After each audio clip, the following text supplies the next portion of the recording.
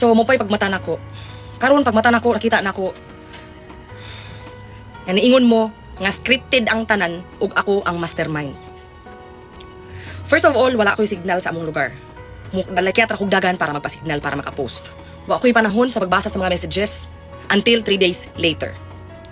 So karon, nakita nako nga ako'y mastermind sa scripted nga inyong gipang post. Naamoy mga screenshot, igawas inyong mga screenshot nga ako mismo ni chat na okay ra mahimong scripted ang tanan.